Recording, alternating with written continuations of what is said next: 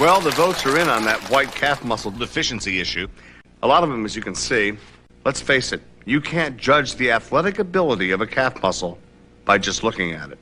The human calf muscle is located between the ankle and the knee, right here in back. It's both an extendor and a flexor.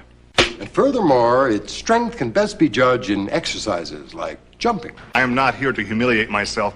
I'm really here to realize a dream that every white male in America shares, and I think, and that is to meet a great black athlete and to be able to tell them their friends. We have tried to give you a true, unbiased portrait of the white American, but no portrait is ever as revealing as the self-portrait. It is in much the same spirit that white Americans are beginning to speak out, to celebrate their own uniqueness in their own unique way in gatherings all across this great country of ours. I guess one of the biggest difficulties in being white for me is being typecast in mostly white roles. I guess it's a problem. When I first started, I should have done more black roles, but I found one picture led to another, and pretty soon I was known as a white person. I guess the latest thing that happened to me was the Wilt Chamberlain story. I went in to read. I was very good. And yet they cast a lesser experienced black person in the role. Just one of the things I'm going to have to live with as a white person in the United States. Now, what makes a person white? Is it simply a matter of skin pigmentation or the lack of it? Not necessarily. For instance, is this famous basketball player a white person? No, he isn't. Wrong occupation. Who would like to tell us about heritage first? Jamal. Well, according to my father, the earliest information we have about our family tree traces us back to pre-slavery Ghana on the west coast of Africa, where my forefathers lorded over thousands of acres of fertile farmland, developing farming techniques which are still in use today. Very good. Very good. Can you tell us about your forefathers, Yehudi? Since I'm sure we're all familiar with the Old Testament, I'll spare you the details and jump ahead. After my grandfather left Eastern Europe in 1903, we landed on Ellis Island, and through generations of such sacrifice, I can't tell you, ultimately succeeded in the field of children's ready-to-wear and flexible packaging. Thank you, Yehudi. For example, here we have a picture taken at a recent professional basketball contest. To the naked eye, it seems like quite a cross-section of humanity. However, let's take a closer look with the help of a special device called the Segrotron, developed by NASA for just this purpose. Shocking, isn't it? The only true whites we find are the aging referee cowering under the basket, and unless I miss my guess, this joker is simply 2 days early for the ice follies. Why is this? Is it a physical problem? Are white people, as many will say, physically inferior? This is a calf muscle of one of America's leading athletes. And here is my own. You be the judge. Those of you who find no significant physical difference can register your vote by dialing toll-free 800-555-1646. You can't judge the athletic ability of a calf muscle by just looking at it.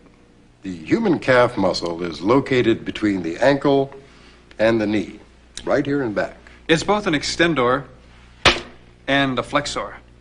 And furthermore, its strength can best be judged in exercises like jumping. Okay, gentlemen, on my whistle, jump ball. Wait. What's the point in going through with this, really? I am not here to humiliate myself. I'm really here to realize a dream that every white male in America shares, and I think, and that is to meet a great black athlete and be able to tell them we're friends. In fact, could you sign this to Marty? Marty could be in quotes. And maybe sign it Kareem Abdul-Jabbar.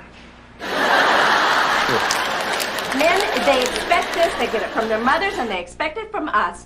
They're full of unrealistic expectations, and then when you try to fulfill them, there you are. You're trying to, please Peter and pay Paul, and you can't do either because he's wanting this and wanting that. He wants a nice bathroom, yet it's in the middle of the night, then he gets upset if the thing comes crashing down on. So what? That's right. So what? He wants it to look nice in the daytime and be nice at night. You can't be both. No, Irma, it's Irma, who we for I here. believe Irma Whose has team the are- floor. Irma, go. You could live without it, right?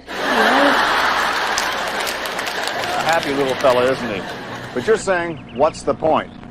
Well, the point is, just as the baby bird must leave the nest, and those little turtles you see on public television go crawling back into the sea for Lord knows what reason, so too must the white man open his eyes to other cultures if he is to survive. Let's face it, white people are not exclusively in charge anymore. It's time to reach out, and the Harrisons know this. So let me get something straight, Sid. They're not really princesses like in London or Monaco, huh? No, that's just enough jokes, my new friend. Oh, yeah, sit down. Take a load off. Thank you. Hey, you got another little hat on under that hat, huh? This is a yarmulke. That's right, yarmulke. It's like the motorcycle only with a K, yarmulke. Yarmulke. Remember it however you need to, Hal. Uh-huh. Tell me, is it only on special occasions that the kids put those little propellers on it? I've been on television for many years. I guess this is the first time that I've ever publicly stated that I am a white person. This is difficult for me, but I guess that if it'll help any young people who are struggling with their whiteness, then it's worth it for me.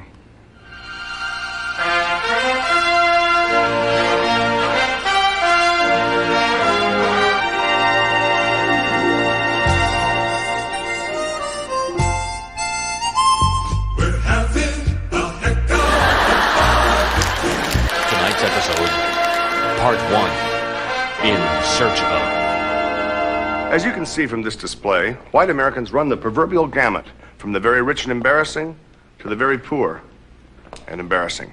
Tonight, in the spirit of generality, we'll focus our attention on the mean, the average, the norm, i.e. this fellow right here, whose name probably is Norm. If you identify with any of the others, well, you should still watch, because, well, we've gone to a lot of trouble. Excuse me, what's the first thing you think of when you think of white people? Well, it's kind of an average feeling. Mayonnaise. Wonder Bread. Oh, love. Standard meat and potatoes for a dirty night. Hello, I'm Martin Mull. What you've just seen are reactions to our program, The History of White People in America, Part 1, In Search of. These are but a few of the hundreds of responses we received. 86% positive, I'm happy to say. Many people were stirred by our presentation. Tonight, we're going to try to find out why. Why does he act like that? Why does he dress like that? Why does he think like that? And why do we care?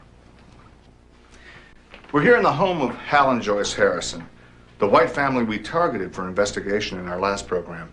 As it turned out, we loved them. They loved us. So we came back for more. And shit.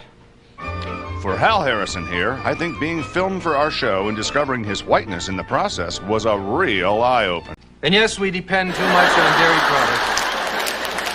And yes, perhaps our white leaders have single-handedly screwed up the greatest experiment in democracy in the history of mankind and caused endless strife and irreparable damage throughout the rest of the world. But I say, so what? We still have a heck of a lot to be proud of, am I right?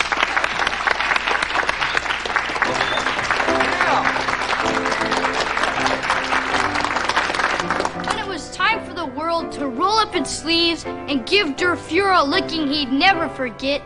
Who saved the most string and had the biggest tinfoil balls? Concerned white people, that's who. And in the 50s, when the pinko threat was everywhere, who turned their downstairs bathroom into a bomb shelter and saved Spam and candles so we could live to tell about it? Resourceful white people!